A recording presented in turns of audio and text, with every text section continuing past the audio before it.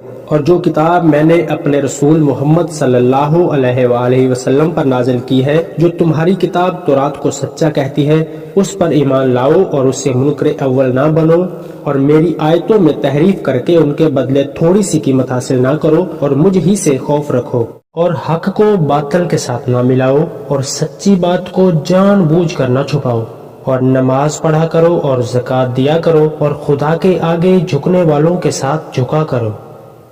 یہ کیا عقل کی بات ہے کہ تم لوگوں کو نیکی کرنے کو کہتے ہو اور خود کو بھول جاتے ہو، حالانکہ تم اللہ کی کتاب بھی پڑھتے ہو؟ تو کیا تم سمجھتے نہیں؟ اور رنج و تکلیف میں صبر اور نماز سے مدد لیا کرو، اور بے شک نماز گراں ہے مگر ان لوگوں پر نہیں جو عاجزی اور دھیان سے پڑھنے والے ہیں، اور وہ جو یقین رکھتے ہیں کہ وہ اپنے پروردگار سے ملنے والے ہیں اور اسی کی طرف لوٹ کر جانے والے ہیں۔ اے یعقوب کی اولاد، میرے وہ احسان یاد کرو جو میں نے تم پر کیے تھے، اور یہ کہ میں نے تم کو جہان کے لوگوں پر فضیلت بخشی تھی۔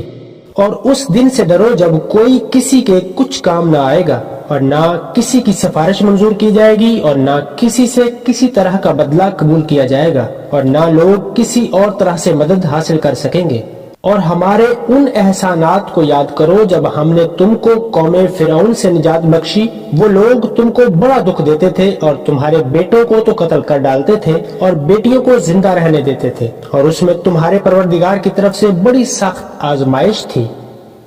اور جب ہم نے تمہارے لیے دریا کو پھاڑ دیا اور تم کو نجات دی، اور فرعون کی قوم کو غرق کر دیا، اور تم دیکھ ہی تو رہے تھے۔ اور جب ہم نے موسیٰ سے 40 رات کا وعدہ کیا تو تم نے ان کے پیچھے بچھڑے کو معبود مقرر کر لیا، اور تم ظلم کر رہے تھے۔ پھر اس کے بعد ہم نے تم کو معاف کر دیا تاکہ تم شکر کرو۔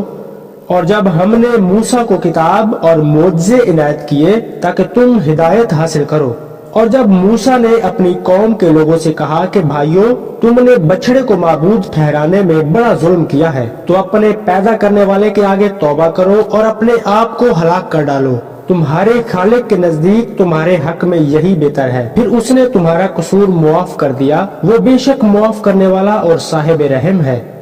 اور جب تم نے موسیٰ سے کہا کہ موسیٰ، جب تک ہم خدا کو سامنے نہ دیکھ لیں گے تم پر ایمان نہیں لائیں گے، تو تم کو بجلی نے آ گھیرا اور تم دیکھ رہے تھے۔